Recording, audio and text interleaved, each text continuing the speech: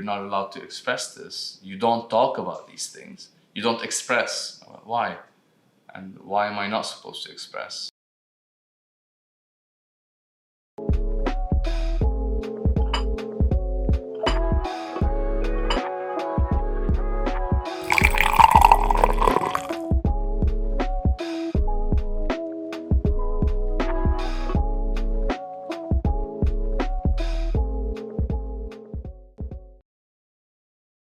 Welcome to another episode of بدون سكر.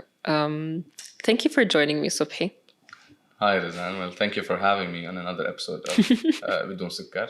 Thank you for repeating after me. You're one of the first person to ask me to be on the episode or in the podcast, which I'm thankful for and very flattered. So what are we talking about today?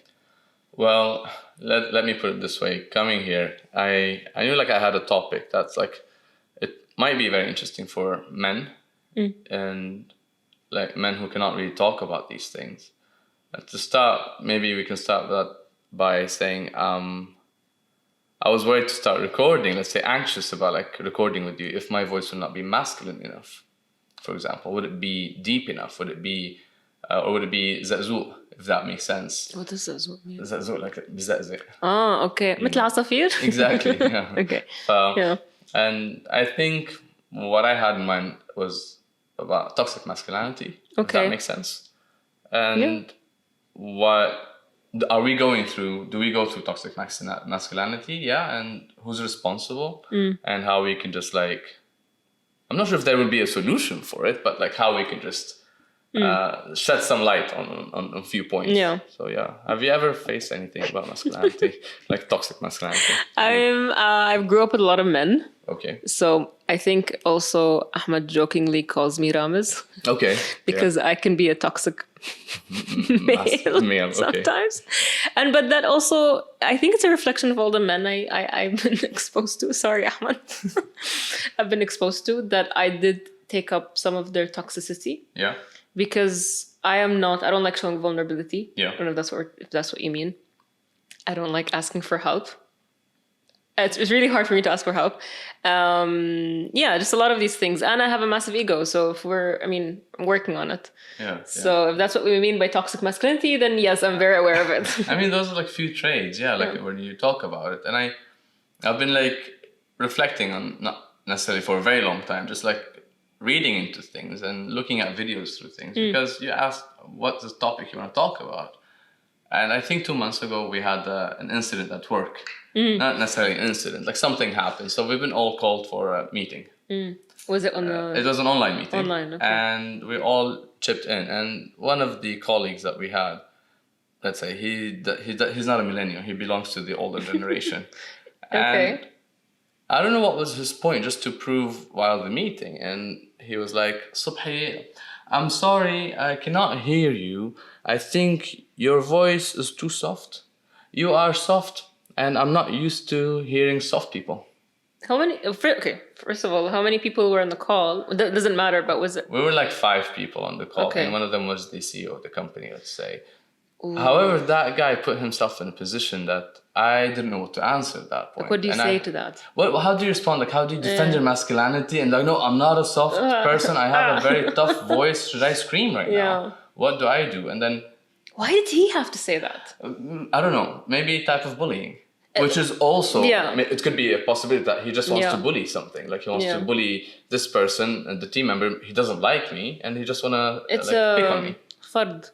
Exactly. Fard is it, right? In a way. Yeah. And then the funny part that I stayed silent and the CEO was like, actually, no, we can all hear Sobhi. I think you have the issue. That's good. That's a good save. But it's a good save. But did he have to put himself in that position, the CEO and me in a position where actually I'm looking at like, why are we talking about like if my voice is soft or not, if I'm actually delivering? And I don't think I have a soft voice anyway. Not that there's anything wrong with having a soft voice. Especially if it's something you can't control. Yani if this is how... Exactly. And like, you speak too fast, for example. Thank you. No. You like, it's one of those things. Yeah, I can't control how fast I speak. And this is one of the insecurities I have about recording. Like, why should I record where I've been told my entire life I don't have the ability or the voice, blah, blah, but it doesn't touch on any characteristic, So that was the point that made me like, man, why would someone pick on me and that? And like, where does the root come when it comes to like, what's the definition of how my voice pitch should be, and based on what standards does it have to be? I think this is what leads us to the toxic masculinity, that men do, let's say, bully each other or put each other in a corner where you have to, man, and you're not man enough to do this. Oh, his voice is too low. هيك خايس الزلمة بتحس إنه لا, this is those things we get through as men. And نحن بنفرضها على بعضنا. You're born with it. It's something that, yeah, you're born with it. You're born in a society, Middle East or even Eastern European, that would go like, you don't cry. You're not allowed to express this. You don't talk about these things. You don't express. Why? And why am I not supposed to express? I mean, given the fact that I am the most expressive between my friends, which you tell me that you're not it's expressive. Not Exactly. Wow, what a benchmark. Okay, yeah, it's not much. Yeah. Like, a lot of my friends actually tell me, you do express a lot about how you're feeling. Do they feel uncomfortable? And those are my guy friends. Yeah. And I figured. Sometimes they'd be like, girls would never say that. No, and then they'd be like, yeah, this is too much emotions to deal with. I'm like, I'm just expressing how I'm feeling today. Do you think men are uncomfortable with emotions? Oh yes, easily. Where? I think we're emotional handicaps, like in terms of how to express it, how to deal with it, and why. I think because there's no quick fix for it, and so what? Well, put a man in a position, let's say, and tell him, I have this issue, I need a solution. He would give you a solution. Tell him, like, I have an emotional issue. He doesn't have a solution for that. And that's why we tend to be away from the things that we don't have a solution So I think, for. are you saying emotions make you feel عاجز? نوع من العجز?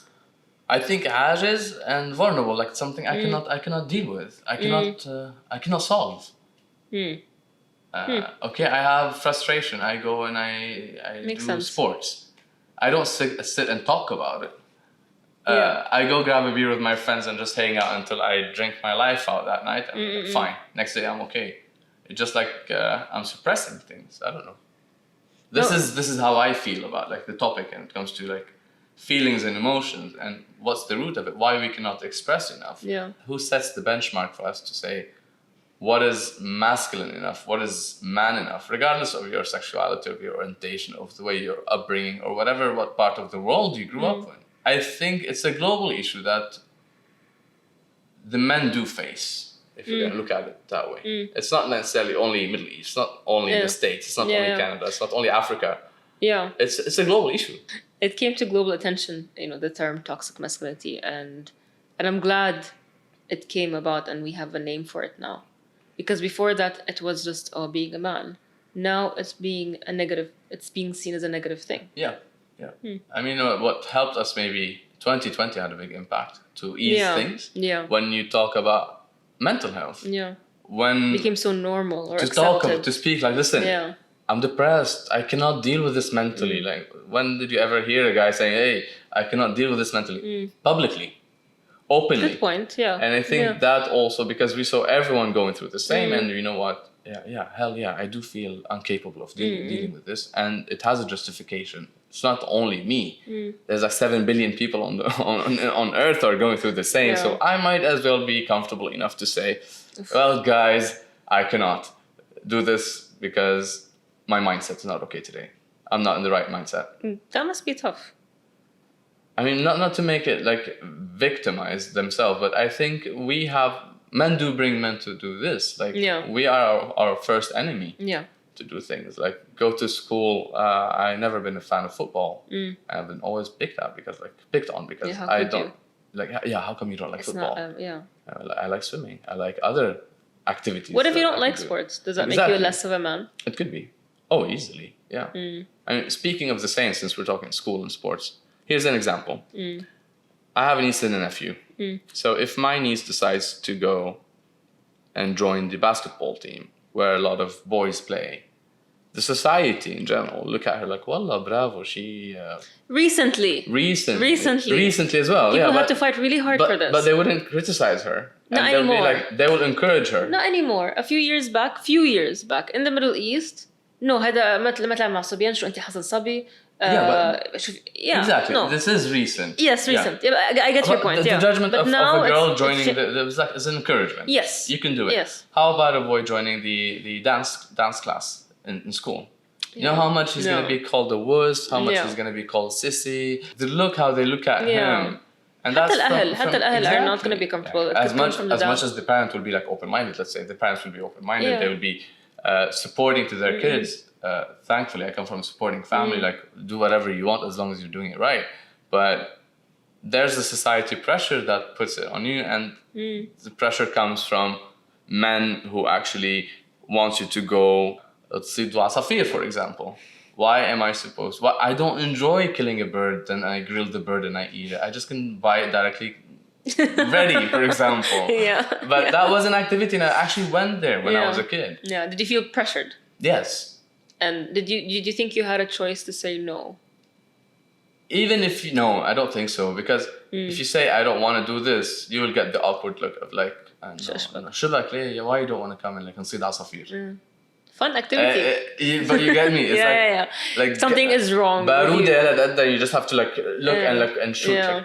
Like, what's the fun activity with that? Like, some people might find it interesting. Some girls might find it. Some women do. Yeah. Anyone could find it interesting. But I know it's not for you. It's just not for you. It just puts you in a position where will make less of a man of you. And I think, those are like the few things that I was able to put my finger on, let's say, while talking about toxic masculinity, personal experiences, for example, the body image as well. Like, what about body? Because usually body image is a very female issue. I know. No, what about men dealing with body image, that I don't have six packs, that might have an arched back as well, and like hair. Yeah, hair. If I don't have facial hair, for example. Yeah, either you have too much or too little. You have facial hair. What do you want? No, but you know what I mean, in general, as a general concept of things, like how we put ourselves into this rugged image of a man, how it has to be, and what's a masculine trait should be. Yeah. And how smooth does it get, and how hard does it get on a man? Okay. How hard does it get? How hard does it get that at one point, if you go and want to pick a shower gel and doesn't smell like a piece of wood or a piece of stone, you'll be called sissy. They're very arbitrary concepts. It's like, I don't know, cool wave. God forbid it's blossoms. Exactly. Like, just look at things, how they're being marketed. Yeah, like, that's true. Man shower gel are all like woody, stiff. Like, okay, I get the concept, but we're not in the cave anymore, are we? Like, life did develop more. A little bit. Like, sometimes you buy a perfume, it smells like sweat anyway. It has to be that strong, that full of spices or whatever, that smell that it has. While, okay, I like citrus. I do like like lemon, and I like orange smell. I feel it makes me feel more fresh during my day. Yeah, it does. I don't mean to smell like a piece of wood, but this is a big thing to talk about. Yeah. I dare you, anyone, like, just to go out, put like a, shower gel that smells like flowers, okay, and jasmine, and let him walk out. No, but it's like the entire industry took a long time. They've been dying to release skincare for men. Yeah, it took so long. Now it's been normalized, but it's been such a lot of effort to make sure that men can normalize using skincare. And God forbid, it's going to be multiple routines and whatever. Look, the industry took so long. They knew they could make money from it, but it took so long. And apply it today. Yeah. You go to any office, maybe like one guy out of 50 has a lotion on his desk. And openly speaks about it. Yeah, because other than that, they would steal it from their wives. All the females, they have it there, they borrow. But for men, no. Maybe it's like one guy out of 50 who uses it. But why? Why not? What's wrong? Would that make you less of a man? Because dry skin is so manly. I mean, this is the contradiction that supposed to do. He doesn't do them. There's a big part of men, actually, a percentage of men who actually forgot how to be ethical when it comes to being men, to deliver what the society is expecting them to, families are expecting them to, work-wise, social-wise as well, and they don't deliver what they're meant to, and just care about the hand lotion. The hand lotion, for example, that this is not you being man enough. Like, okay, what about you actually taking good care of your family? You taking good care in the society, teaching others about things and like how to be ethical about يعني رجل فعل, let's say it that way. So what is the definition of a man? What's the role, not definition, what's the role of a man in your opinion then? In my opinion, well, I can counter ask you, like, what's the definition of a woman? Because now that I'm thinking, you're saying a bit of gender norms, which I don't necessarily agree with. But then I think it's what is being a member of society. Because what you're saying is what I'm doing as well as a woman. I know, but then like, I'm doing that too. Obviously, 100%. No, not just because me. A lot of people are, taking care of your family, doing what you expected. But what differentiates what's expected of a man versus what's expected from a woman? No, they both have to be ethical. They both have to provide knowledge and like proper education and to work on the society towards the best or being better. But the only issue is that when it comes to being a man and this toxic masculinity, that they don't necessarily provide what they're supposed to do when it comes to that. Not even that. As an action. They just do, like they cover an eye on that and just open up another eye on like hand lotion, your beard, or you're speaking too fast, your voice tone, or superficial. Almost سطحية, basically. Almost سطحية of what it means to be a man.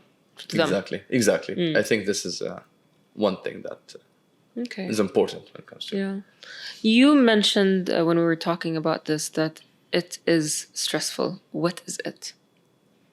It is stressful. Again, I'm not gonna be the victim and like, oh my God, we're like, it's man, okay. What to do? You can be. I mean, no, but this toxic masculinity is a big issue for you. It's difficult to become always like the tough, the rough, to speak out loud, to shake hands properly, shake it firmly, or is like it a thing? Show who's in position. Because again, you have the daily life, you have work, you have family. So every time you have to put on a shield to defend yourself and to prove yourself to Why are you always society. at war? Why are men always at war? Because this is what men did فرضوا على بعض basically. It's something that they have imposed on each other. That you're not man enough. You don't like to watch football. You don't, and we don't talk about emotions and feelings. We don't use perfume or hand lotion or something that smells like a little bit maybe flowery or citrusy or something, or plant based. It has to be wood and rock based as well. And so these do, let's say, make an impact on how difficult things should be. Like, how many times you go out, like, and you have to always stand up straight. I had a meeting one day. I had the client coming to the office. I didn't know the person because we're always chatting. And I ran into him in the lobby, building lobby, in the elevator. And he was like, "Oh, أنت صبحي." I was like, I expected you to be taller. I get that. And then I said that to people. I was like, was that demeaning? Was that what does it mean? Like, what does it mean? Like, you expect me to be taller? Am I not enough for you now to be like, okay, this isn't a me issue. But again, it was publicly opened by someone I barely know. Like, I expect you to be taller. Okay, and bigger as well. So, but Arabs are like, is he Arab? No, he's not. Okay, never mind. I take it back. Even the funny part. I take it back. He's not Arab. And like, I'm like. So my face turned to a question mark. I was like, what are you talking about? What does that mean? Is it a good thing or a bad thing? Or how is that going to impact our business relationship? If I was a bigger guy, I can like, squeeze your hand like and kick you out? Like, what am I supposed to do? So you should ask him. It's funny. It's funny how funny is being sarcastic. It's actually very sad of what the restrictions we put on each other. When since your day you grew up and like you're born, don't cry, don't show emotions. رجال ما بيعمل هيك, الرجال ما بيعمل هيك. I think it's a lot. It's a lot. Where do the emotions go then? We just pile them up, and you go out and you drink or you do sports. And if you don't do either or, in my opinion, this would be like a factor of why do you have domestic violence? Why do you have abusive people in this society? They abuse because they're just piling up things. Exactly, there's no outlet. So the only outlet is going to be to the closest people to you in a very horrible way. Because it's not a healthy way. Not even a shrink, not even a friend, not even a bartender to hear you out. Or a barber to hear you out if you don't drink, for example. If you don't have those people to talk to and to share. For example, I could just tell my friend, hey, I'm taking care of my family and stressing me out. Simply, you could say, wallahi, I'm also taking care of my family. And it is stressing me out. So I didn't solve his issue. He didn't solve mine. But we had this connection that, okay, you know what? We're both going through the same thing. and you barely find this. You barely Have you see tried? I try, not as, but again, like as I told you before, like among my friends, I do consider, and I am considered to be the most expressive one about how I feel, and like I would like to. I'm very expressive. Yeah. When it comes to, but not everyone's like that. Yeah. So yeah. So you mentioned a nephew. How do you help him be less exposed? How do you reverse the impact of toxic masculinity? I mean, he's not going to be less exposed. What we can do is the damage control of this exposure that he's always going to be there for him. How is about like caring for the guy who's 7 years old, and like to ask him how's his day going. Why do you not like this friend? Why do you like this friend? Did anyone bully you? Did you bully anyone? Because it's not always being passive. Sometimes he's active towards others. And why did you ask? Why did you do this? And teaching wrong from right, and to be able to express himself and what he wants to do. Did you have those conversations growing up? No. Barely. No, not really. Because my life formation was without having a presence of that figure, because he was busy working. Yeah. And the society that covered me, let's say from the men perspective, was very limited. So you said you grew up with a lot of men around you in your family. I don't have that. I went to a school with a lot of women, so that maybe balanced it out. But no, I didn't grow up with a lot of women at home, and it makes a difference. I became less feminine. Yes. Let's say. Exactly. You know, and I don't know what that means, but yeah. Yeah, like up to the norms of the society today, or the Middle Eastern society that we come from, or the global. I find myself very uncomfortable around very feminine women. Yeah. Very uncomfortable. I can only imagine how you would feel, or in front of those like very macho and I'm like, what? Why? I was like, is there something you need to prove? Yeah. Are we proving something? Yeah. Like, are we proving that your testosterone levels are very high, and yes, you can climb a wall and like with your bare hands and eat a lion in the desert, like in the forest? So why are we doing this? And for me, it's been always the question, like, what is the point that you're trying to prove? What is the point? I think there's no point. I think something we inherited. Something you just do. Yeah, it's not nature, it's nurture. As you mentioned, like.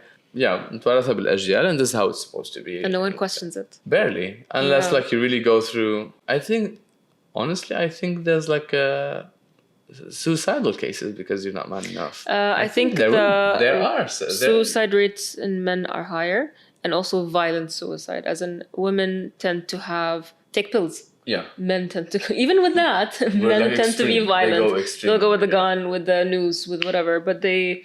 Yeah, but there is a pressure. There's a high number of suicide. Exactly, there is a pressure. So, talking about family, yes, we tried to cover the nephew. Even if my brother, when we go and meet, like, I'm like, how are you? How are they treating you? Like, it's good to ask these questions and like to see a reaction. Are you okay? Yeah. Just like the "Are you okay?" question. Yeah. Okay, we could have a beer, we can have a whatever drink, but it's good to have this conversation. Do people answer honestly? Because sometimes when people ask me, how are you? I'm like, do you really want to answer? Do you want that real question, the real answer, or the fake answer? I think it's always like a two-way highway. Like, how deep do I want to let you in? Yeah. And that depends on how I answer and how much interested are you to know. How deep, does someone else want to go in? Yeah. Like, is it going to be only a very shallow answer? Hey, I have issues with family, or I have issues with the family. Someone lost a leg in my family, and we cannot take him to the hospital because we don't have money. Yeah. That is the full answer, for example. You know?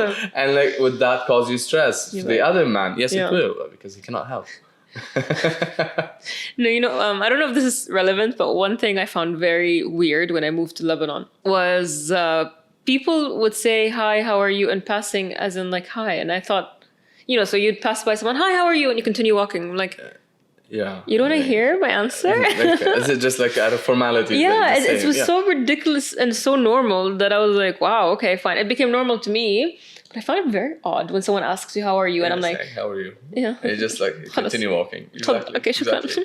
Like growing up in Syria was, listen, also, there's a certain level of things that are expected from you as a man, which is fine. العلاقة بالعادات والتقاليد for sure. But for example, إذا في عندك أكلة نحن بنسميها الكوارع, which means like المصارين تبع الغنم. I don't like it, I don't like the taste of it. I don't like the texture of it. And try to go out once with my dad's friends. قاعدين بالمطعم, you're like, كول. I'm like I don't want. يا أخي كول لا بدك تدوقها يعني لا ولو you have to أنت مالك رجال بدك تاكل ولو هيك الرجال بتاكل.